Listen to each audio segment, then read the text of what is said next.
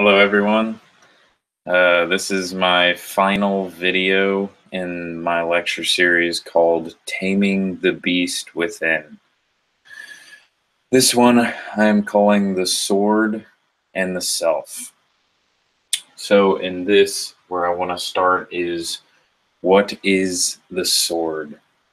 So the sword is, if you could imagine, a warrior with his sword or weapon.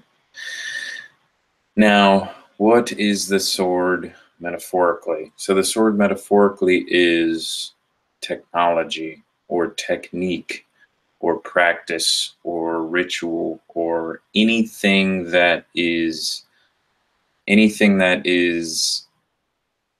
superficial on top of your human being. So the sword could be seen as a weapon, absolutely, but anything external to you.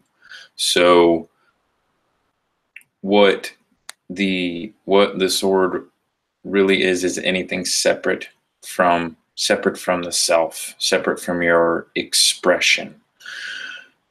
What this plays into is one of my first points is, what are you without the sword? What are you without the technology? What are you without the practice, the technique, the ritual, all of the things that we are exposed to in the world? Most of them are these things. They are practices or techniques, or someone told you to do it. Someone said, hey, use this thing, it's really awesome. Not saying technology or any of these things are bad. What I am saying is that your relationship to them defines the experience of the technique, technology, ritual, all these things. So what we have is, what are you without the sword? So for instance, for example, what are you without your cell phone? What are you without, without your car? What are you without your music in your car or in your phone? What are you without your clothes? And that could mean your actual physical clothes, or it could mean the face, the mask you wear in society, the face you wear, the mask you wear around your friends, around your family. What are you without all these things? And this is a process that I've been putting myself through to a certain extent, because there are tools like, let's say, your car, that you need to a certain extent to get around. And this can be measured as well. This can be kind of felt out. Is, what are the things that are your attachments, that your relationship to them isn't optimal? So let's, for instance, say your car, because people, most people think, I need my car, blah, blah, blah, whatever. So I use it to drive to work, and that's all I use it for. I use it to drive around. I use it for what it's meant to be used for. I don't use my car for anything else. I use my car to drive around, to get me places. Now, there are a lot of things, if I had a different relationship to it, and I was using it for something it wasn't supposed to be used for, it wasn't the purpose of it, or the intent of the person who made it, then it can be destructive. So let's say if you have a phone and you're using it to take precedence over other things in your body and in your mind, and not what it's actually used for, which is just like the car, it's just to get you places. It's not supposed to take the place of your expression. It's not supposed to take the place of your identity, which is what a lot of people let it come to, is they live more inside their phones and more inside the digital world than they do in this one. And this directly relates back to, what are you without the sword? What are you without the stimulation as well of your phone? What are you without just being? Just being, what are you? Just thinking without a support. Just being aware, and that's it. What are you without your phone to help you? What are you without the sword? And I figured out that I am pretty weak in terms of how my body and my mind relate and integrate with everything. I figured out that I'm very weak minded, that I'm not very capable of dealing with stress, um, and that there are a lot of things that have been outsourced from my capacity that I'm now getting better at. Because there are a lot of distractions in this world to keep you from really addressing the void, or addressing that place that needs growth. So one of the things is when there's an empty space in your life, let's say when you're driving to work and you're not doing anything except driving, this is the opportune moment for distraction to take place. So immediately turn on music. Immediately do some other generic thing. I'm not saying everyone does this. I'm just saying a lot of people do. So you turn on your distraction. Now, if you were to just address the void, which is the void of stimulation that you have. So we are saturated. We are in an environment that is saturated with these stimulation distraction technologies. So one of the things is the way that we can navigate this ocean of influences is that thing exactly, addressing the void. If there is a void, if you feel as though there isn't anything stimulating you, just be with that. Just be with it. Whatever it is, it doesn't matter. Just be with your thoughts, be with your body, just be with your breathing. Just breathe, and everything is temporary. Everything comes and goes. So it's not like that weird void feeling is going to last forever. You're going to run into a situation, you're going to run into a void. The most important thing whenever you're driving a car or doing anything else to its purpose is that you fulfill that purpose. So whenever you are in a car, make sure you're okay. You're all right. You're not super stressed out. You go, you start driving. You want to get to that place safely. You want to get to that place okay. So your awareness should be nowhere else than where you are, than your being right there. So nothing else really matters. And there are a lot of distractions that can take you away from that present moment, which is really the only thing there is. I mean, most of the time, and a car is just one example. So I mean, drugs could even play into it, like coffee or alcohol, or all sorts of things. So the tool is basically anything separate, anything you use or that uses you. So a car, coffee, clothes, all sorts of things play into this. So these are all metaphors and quite literal interpretations of the sword. And this goes into what are you underneath the sword? So if the warrior, going into the warrior's path and the warrior's journey, and if you are actually strong underneath all of this, because the only reason that the warrior, or whatever you want to call it, man or woman, can use the sword for their own betterment, for their own benefit, is if they're strong underneath it.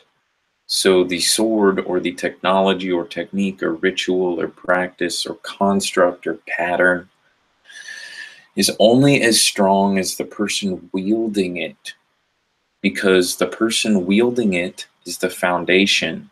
They're the primary focus. They're the focal point at which all the other things come around to it, gravitate to it. So what we get is we get another metaphor I like to bring up is, what is Iron Man without his suit? And this came up in a conversation with my friend Julian, my best friend Julian. And what is Iron Man without his suit? And what is Thor without his hammer? And supposedly, I haven't seen it yet, but supposedly that's what happens in Ragnarok. You get to, it's in the trailer, so there's no spoiler, but, his hammer's destroyed. I don't know the rest of it, but supposedly you find out. But, what is Iron Man without his suit? And if you go in, those superheroes, I don't know about Thor, he was kind of a dick in the beginning. But Iron Man, what is he without his suit? And if you look at it, he's pretty fucking awesome.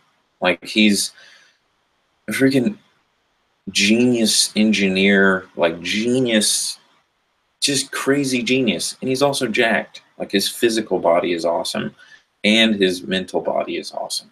So it's like, he's awesome under his suit, and that's why he can do what he does, because he is strong under it.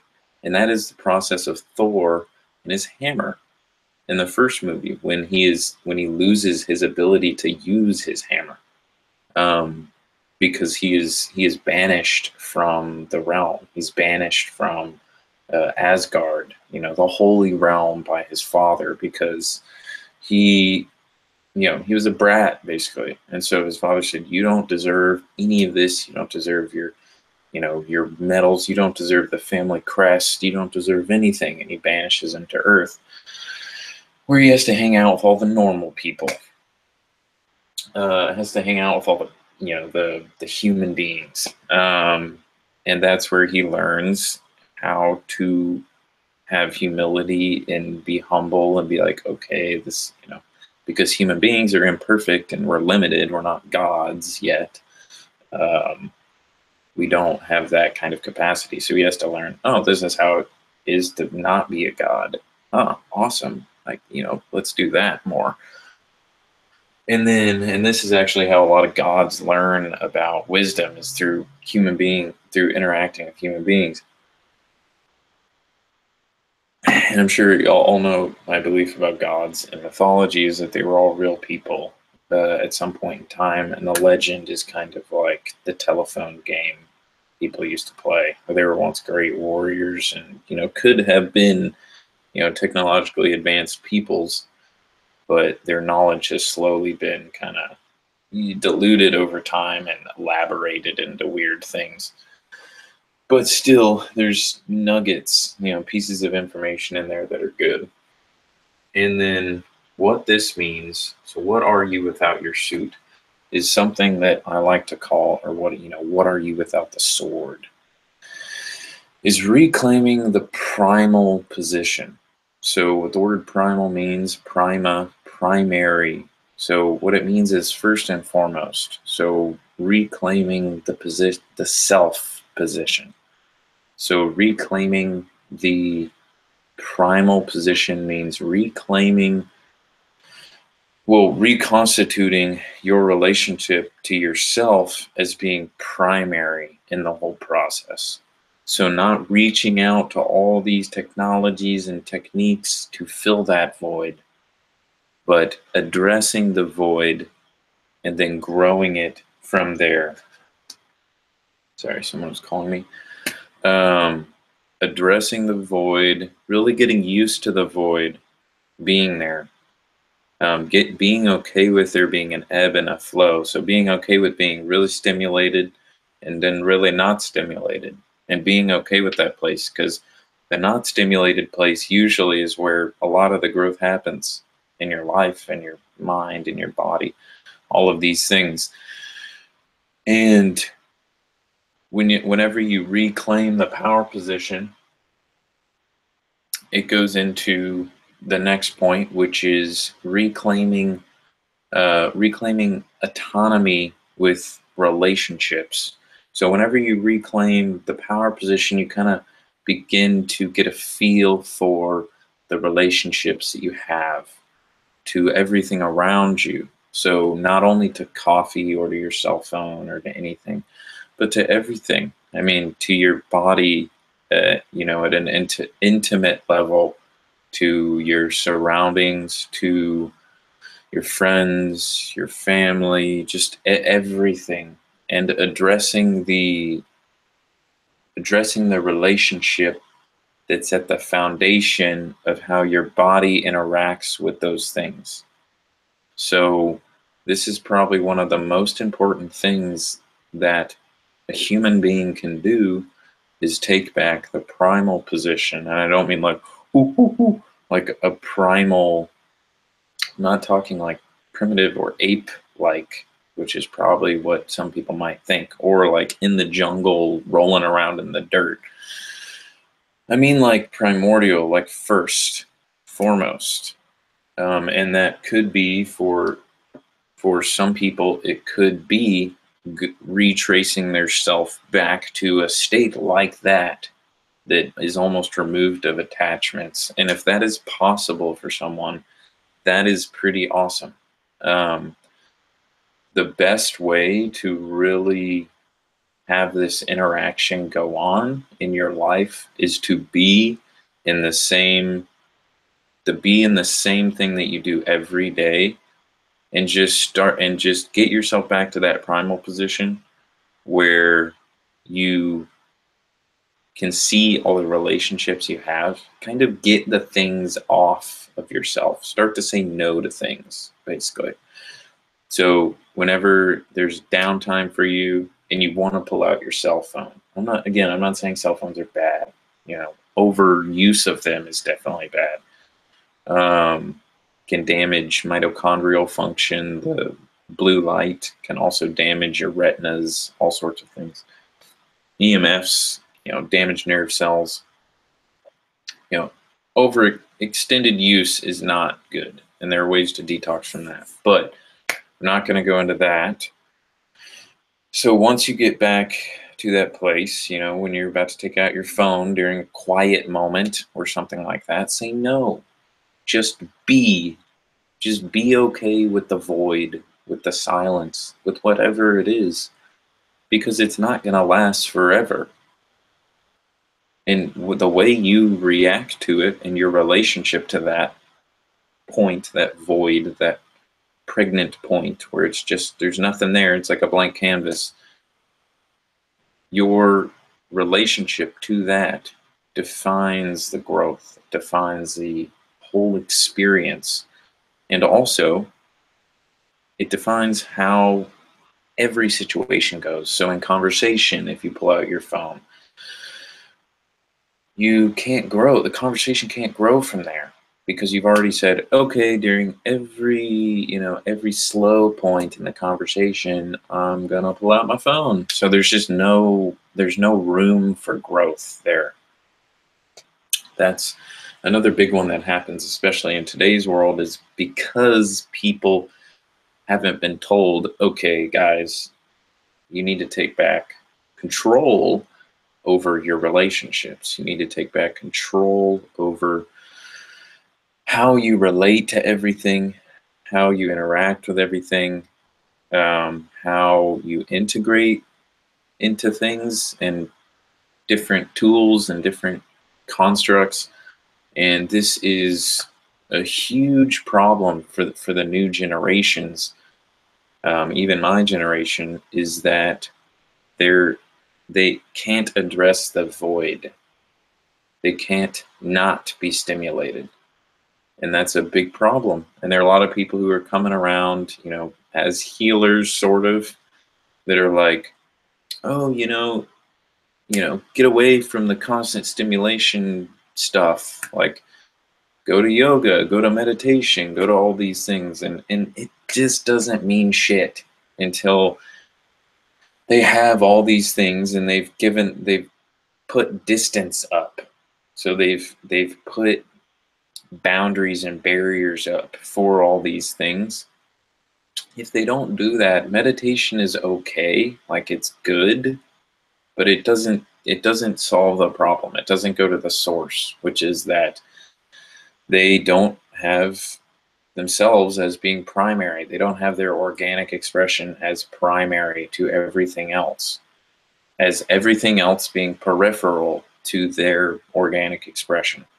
So this is a big problem, is that people search for treatments. They search for a means to an end. Now, I'm not saying meditation, yoga, any of these other things. Going to retreats is horrible. Isolation retreats where you don't have any technology. Totally awesome and can be used in all sorts of different ways. But it shouldn't be used until this is taken into account, until they can reclaim a power position with their relationships, with their life, with their voice, with their thoughts, with their whole body and environment that they live in. Not saying I'm there yet, but it is a process I'm putting myself through so that I can get a better picture of what's going on and how I can better myself.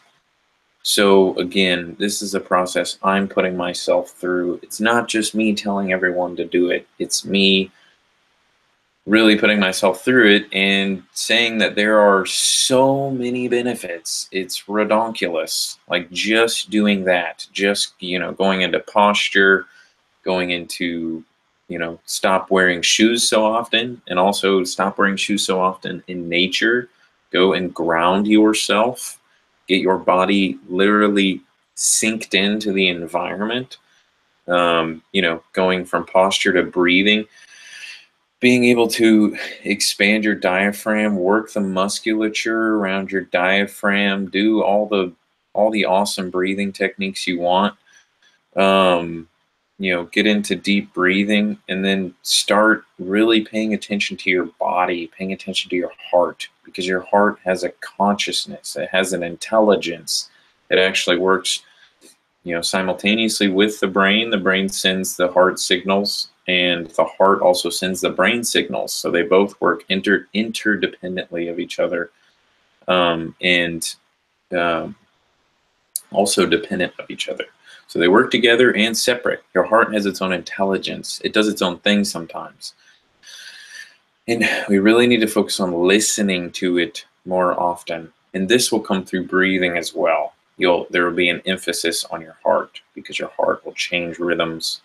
Then you go into as well, you go from heart, from breathing to heart to, your organs, and you go into your gut, what you eat, all those good things. And then your gut directly relates to how your brain functions up here. But when you go up, you go into your throat, and doing resonances, doing throat exercises to really get your speech strong and guttural, and not from a place, up in your throat, which is where a lot of people talk from. Getting your voice back to a natural depth is another thing. There's a guy named Mikkois who talks about primal scream therapy and stuff like that. So a lot of this area in your jaw and all sorts of things has to do with things called neurotic holding patterns, which is something people also should look up. So primal screen therapy or resonance therapy, whatever you want to call it, is screaming, because we all have these neurotic holding patterns because we've been programmed to not be expressive emotionally.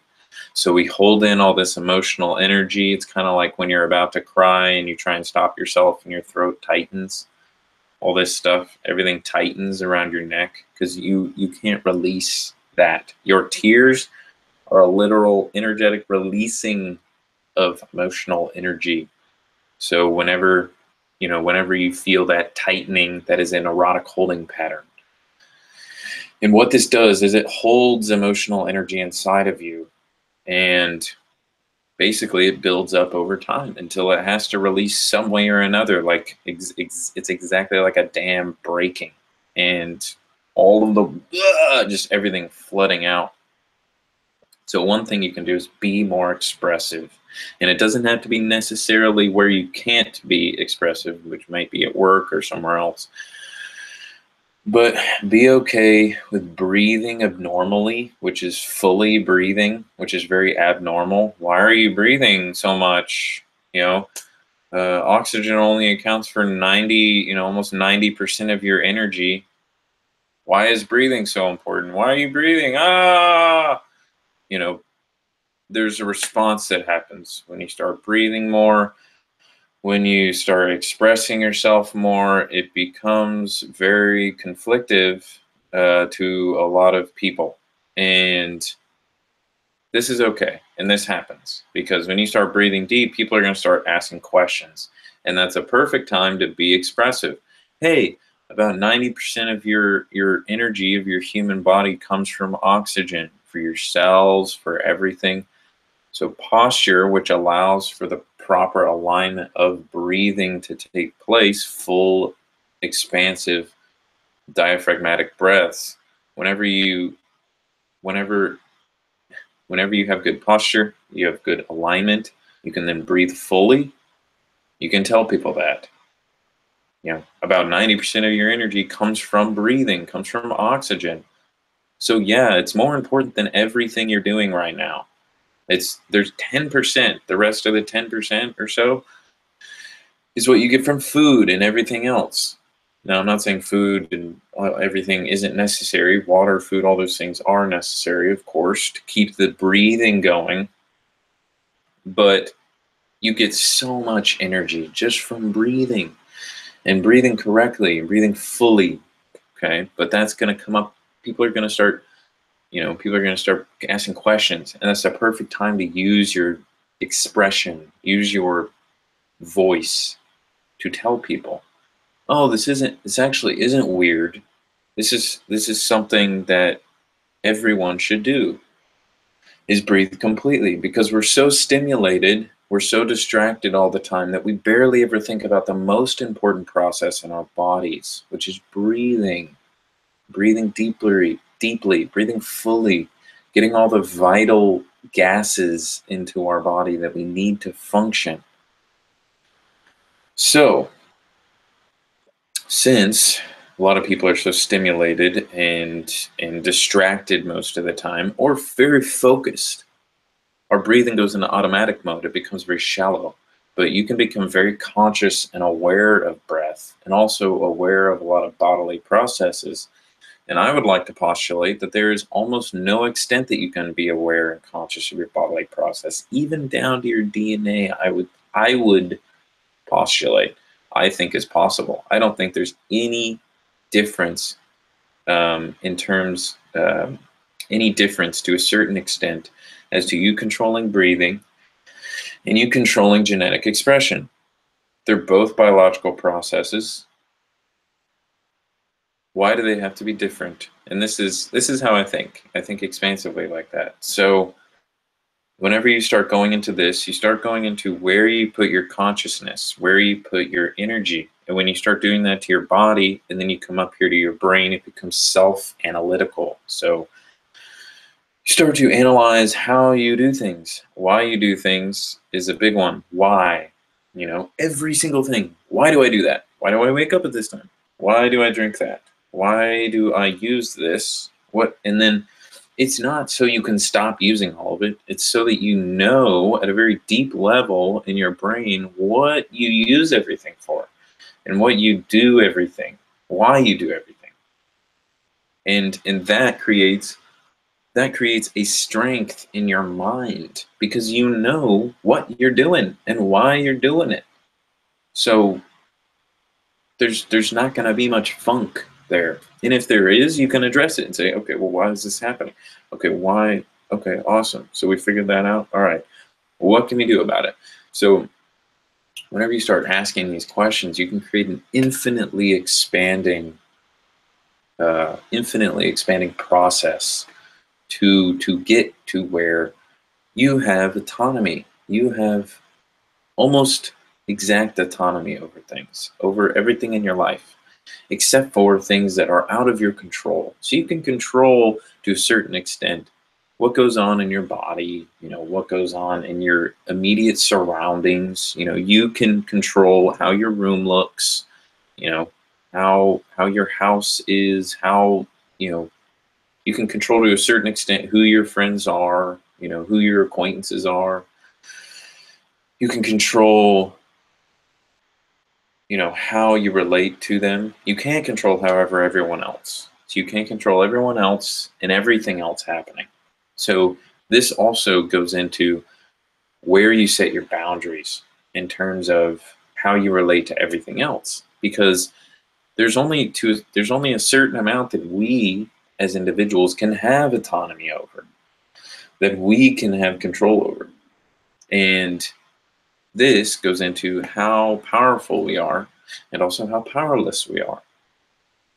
So we are incredibly powerful beings, and at the same time, there's a dichotomy. There's an immediate pushback. So you are incredibly, amazingly, maybe even infinitely powerful, and also infinitely powerless at the same time. And it's really amazing and really beautiful to me that that exists, because you can be infinitely powerful and infinitely autonomous and still get hit by a train. You are powerless to the world around you, but you are not powerless to your intent, to your attention, which is where you put your consciousness, where you put your focus and concentration.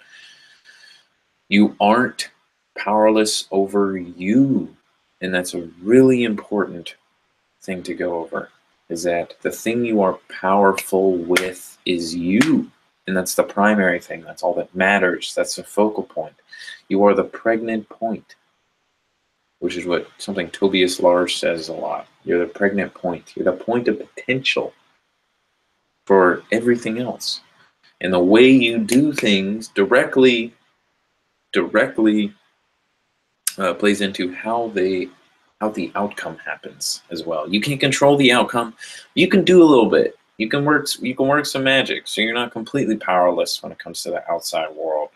Just focus on the transmitter, because there are a lot of people who want you to think that your transmitter is secondary, that your transmitter, that yourself, that your organic expression, the expressionary agent, is peripheral, is secondary.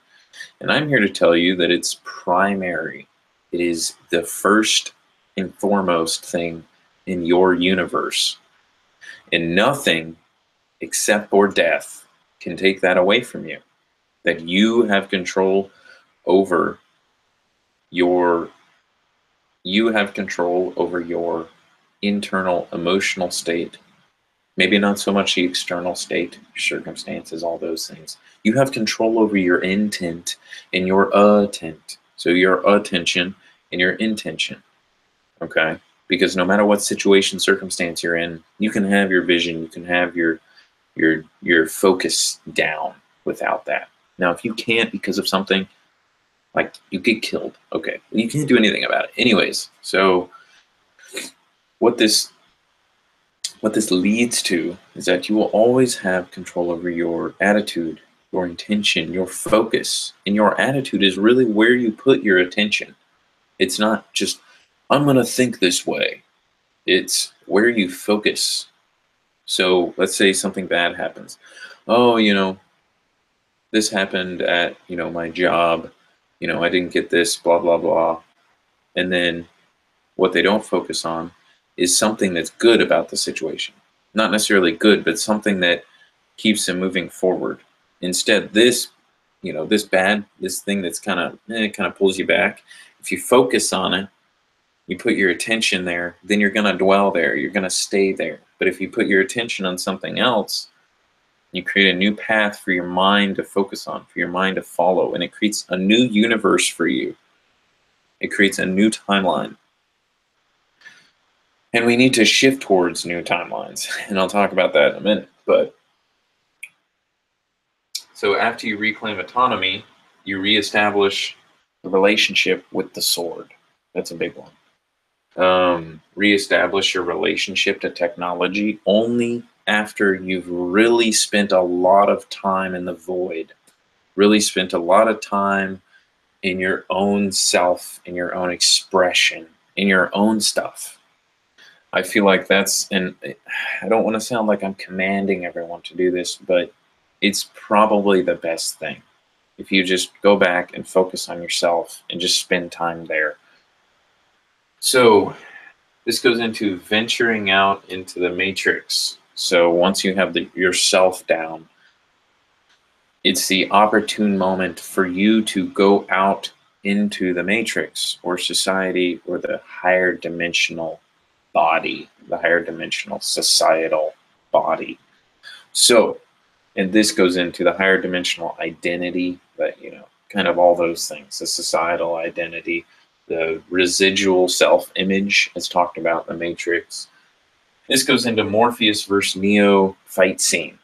Whenever Neo says, "I know Kung Fu," or whatever he says, and Morpheus says, "Show me." And so they go into that, Kung Fu temple arena thing and fight. And Morpheus says, "Why did I beat you?" or something like that. And he says, "Because you're faster than me."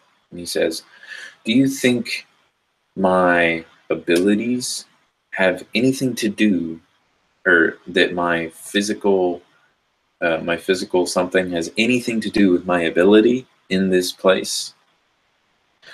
And I've kind of developed an understanding of what he meant, because they're in the matrix, they're in the society, metaphorically, the societal body, the identity, all these residual self-image.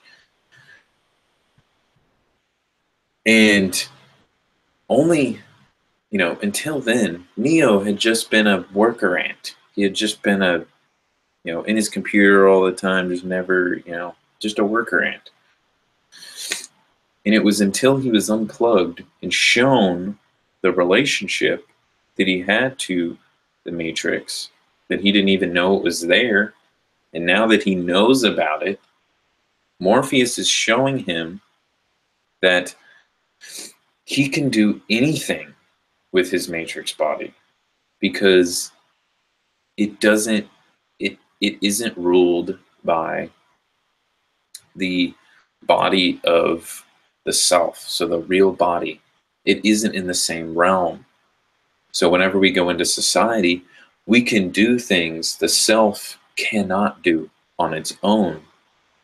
And that's an amazing thing that can happen. He says, "Do you think me being faster than you has anything to do with my ability in this place?"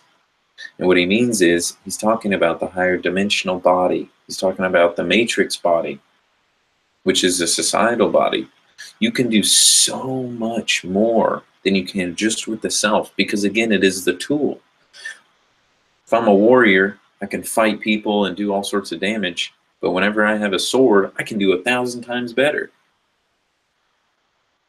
But it is only first after you reestablish, after you unplug yourself, get yourself off of, get all these attachments off yourself, get yourself resonating at your own frequency, at your own thing, get your own rhythm down, and then jump back in. Jump back in, because therein lies the magic. The magic. A lot of people hate on society and think it's dumb. It's not. It will always be around. It's just a construct. The thing about this is that anything is possible whenever you become unplugged, whenever you see the real world, see the real self, go to the desert of the real, the seemingly void place within you. Whenever you go to that place and then come back, you are essentially the one. You are Neo. Whenever he's starting to believe, because you start seeing, I don't have to turn and run. I don't have to do that. I don't have to do that. I don't have to breathe that way.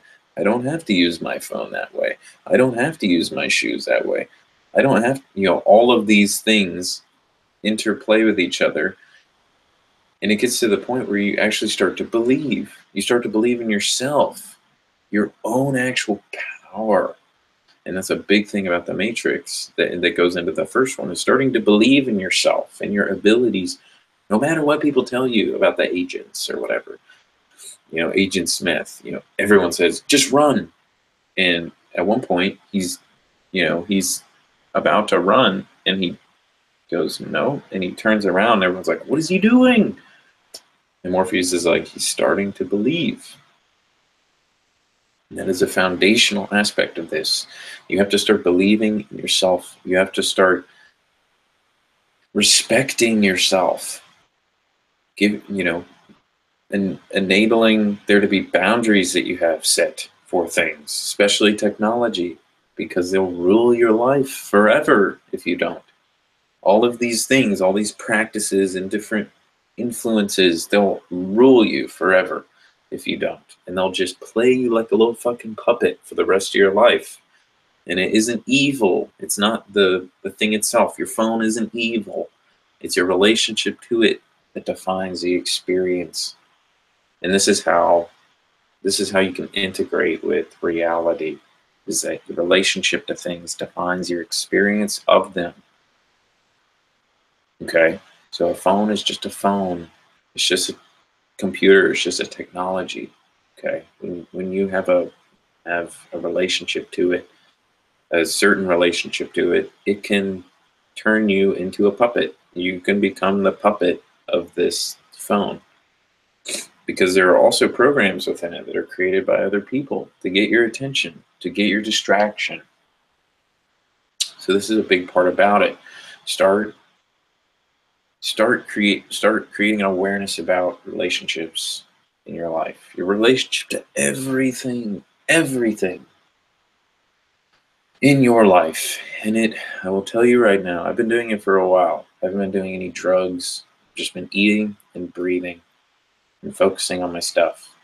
And that's it. It is so fucking hard. You have no idea. I mean, I still use my phone, blah, blah, blah, blah, blah, blah. I mean, I'm using YouTube right now, again. But this is only after reclaiming this aspect. Now, it's really, really hard, and not a lot of people do it. So if you do it, find the others. And this is something Terence McKenna said in one of his talks, and also what Neo did afterwards. After the Matrix, he sent out a message. He said, anyone else who's willing to take this jump, get into contact with me, and that's what I'm doing now. I'm trying to create a community of people that put themselves first, put their process as being primary, as being the focal point, because therein lies the magic.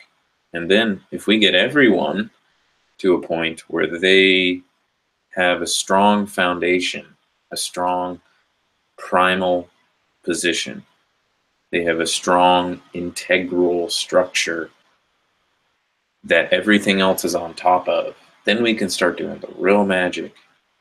And then we can, as I like to say, reclaim the Atlantean timeline, which is one of my points. And it's reclaiming the realm of the gods. So the gods, all of them, are only so great, or had to learn how this process works. They're only so great as what they were underneath. And the more the emphasis was put on the hammer, the tool, all these things, the more corrupt it became, the more devolved, the more lost we became over time. And this is the divine march, kind of, back to our God self, a self with truly limitless potential, a self with no, like at the end of the Matrix, a self with no boundaries, a self with no barriers, a self truly expressive, a self truly and utterly organically defined and expressed. And that is what I want, is for us to become gods, to not to need anything. but to use everything as a tool, use everything as what it is meant to be, not what its intent for you is. And that's what a big part of, that's been a huge part of our downfall, is the obsession and over appreciation of ritual and practice, which is at the foundation of all religions, is the overemphasis on the process of the ritual and not the process of the self through the ritual and back to the self again. So this is a huge downfall for us, and I think it was a huge downfall for Atlantis, because I think Atlantis was a real place. There's a lot of evidence to show that it was a real place. And I have a distinct connection to it. In some way, shape, or form, I feel very connected to it. So, and Atlantis was said to be a time of plenty and just amazing times of the gods, times of warriors, times of beauty, times of immense architecture and grandeur, a time of wholeness where all societies around the world were connected together as one, with a huge foundation in Atlantis, which all societies were connected to globally, if you believe in the globe. And it was the headquarters of the world. And it is said through many myths, many different cultures across continents have the same myth of a deluge, a golden age of some sort in the Egyptians. And it all points back to, at one point, all of our cultures being connected with a root foundation, a headquarters of sorts, which was Atlantis, the realm of the gods. All the other societies, ancient, were settlements that had been created. So whenever you think about this, all of the world connected, and then one day a cataclysm, a deluge. What the original story of Ragnarok is about is Asgard and all of these godly realms being destroyed. I haven't seen the movie yet, of course, but that's the original story of Ragnarok, is Atlantis being destroyed. And this is lost to the annals of time, and then all ancient cultures become separated from themselves, each other. And what we see is, in the time of the gods, is the godly realm, which is the God self, which is the most powerful aspect, the primal aspect of human beings, of people, is that self, which is the awareness of everything. And we become separated, and then over time, all of these things become myths and legends. And what happens is there is more of an emphasis on priesthoods and on ritual and on all of these different technologies and practices and things like that devolved us over time and devolved our minds to think in a certain way and think as ourselves as being secondary. And this is the fall from Atlantis, through the Garden of Eden, through religion, through all the human domestication protocols, slowly desensitizing, slowly degrading our DNA and our organic expression, until we are now at a state where the whole entire world is separated into these tiny little countries. That's why there are countries all over the world. That's why there are these barriers and boundaries for everyone. And that's why there are even barriers and boundaries around your mind and around your body and around everything, is because of this, because we were separated from what truly connected us. And that is, it is also a metaphor for what we are disconnected from today, and why the world is in such a weird place. Why there's Hollywood, and why people drive around, have more of an emphasis and appreciation for fancy cars than they do their own body, than they do the earth, than they do all these other aspects of themselves that are real, that are actual, that are foundational. And it is this same reason why we have this massive chess game we call diplomacy, and why there's nations, separate little nations all over the world, is because people emphasize boundaries and constructs more than they do themselves organic expression. And this is the plight of the human story. And it is the ending of the age that we are in right now. A lot of people talk about it. Oh, it's, the start of the age of Aquarius, blah, blah, blah. So yeah, I don't know about interpretation. I don't know anything about astrology, really. What I do know is that this is going to be a new age. It's going to be an age where we reclaim the Atlantean timeline, where we reclaim and reconstitute our connection to each other in terms of human form, in terms of organic expression, when we actually reclaim our primal nature, reclaim our humanity, and reclaim the godly realm of our true human organic potential in reality, in the world, with everything. And we lost our connecting culture a long time ago. And just like the burning of the Library of Alexandria, I mean, it's probably the most tragic thing that could have ever happened to us.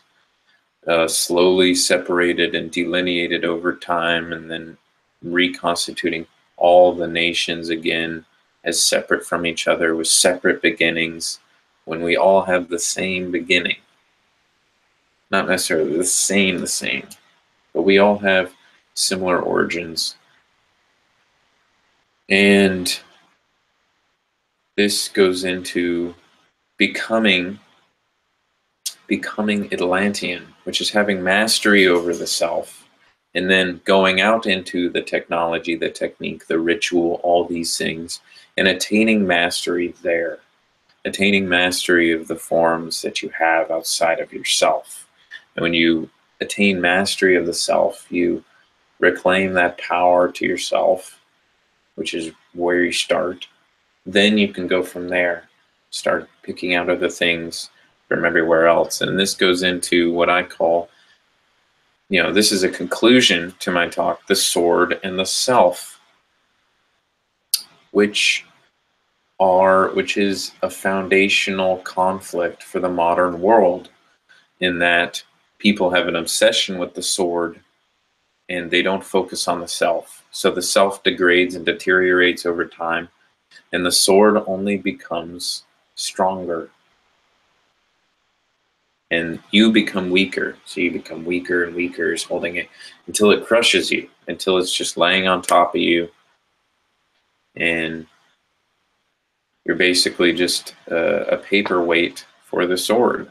And that's what a lot of people are. They're weak physically. They're weak-minded, just as I was, and I still am to a certain extent. I'm getting there. My focus is to become as best as I can be without any of those things. And then, reasonably to a certain extent, how I could bring those things back into the realm of me. How can you bring back the sword? When is it okay to bring back the sword? When is it appropriate to bring back the tools? And that can be found out on an individual level. When do you bring back technology into your life? When do you start doing the things you used to again, if at all? Maybe in doing this, why people are so afraid is because they'll figure out they might have to change a bunch of stuff. And a lot of people aren't comfortable with change. A lot of people aren't comfortable with changing what they do, and how they do, and the way they do it, and what they do it with. And And that most certainly will happen with some things. Not all things, but some people are comfortable in their own demise. And that's what you have to be comfortable with whenever you're doing this. You have to trust yourself. You have to trust your process and understand that other people have their own thing, and you can't control that. I've heard of the saying, it's not your monkeys, it's not your circus. Okay? So if someone is weirded out by your deep breathing, you're like, all right, well, this is good for me. You can do whatever you want. If someone's weirded out that you have good posture, that you don't slouch, that's fine. I mean, if someone is weirded out by you moving properly, that's fine. You don't need to worry about them. And this is something that I've worried about. So all of these things I'm speaking on are just experiential. So I'm not telling you this conceptually. I'm telling you this because it will happen. It will happen to you. You will be, in a state of deep breathing, and everyone will look at you and think you're weird. Or everyone will look at you and be like, what's that guy doing? Like, because there's so many distractions, and most people are so consumed with the construct, the theme, so focused on all these things that it destroys their relationship with the self, which is primary, with the organic expression. And this relationship can lay over into how you interact with the construct, the technology, all these things. How can you maintain that organic expression while in a very deep conversation? How can you do that? Is that possible? Where do the limits of this go? And I want to say as well, reclaiming the godly realm, reclaiming the Atlantean timeline, reclaiming Atlantis means if we have been devolved over time, how many things, if we do this, will we reclaim? How many things lay latent in our DNA? How many things lay latent in our psyche, in our mind, our mind's ability? How many of these things lay latent in our lives that we can retrieve again? And I would postulate an infinite number of things. I would postulate that if we reclaimed that position again, got all those things back, there would just be more to gain. What I mean by this is how much potential is there in your organic expression? And I want that to be found for myself and for other people before any other tools, reasonably, attachments are put into place. And that is a big thing for me because I want to see how far it goes. I'm actually pretty curious how far it could go. And I'm not saying, I'm going to stop driving my car completely, but only using things purposefully if you do use them. Maintaining that organic expression and seeing how far you can go without asking for help. So in a sense, without putting help on yourself. Like let's say you've been working for 8 hours straight, you haven't had any coffee, and coffee is a good boost for your mind, all those things. When is it cool to do that? When is it okay?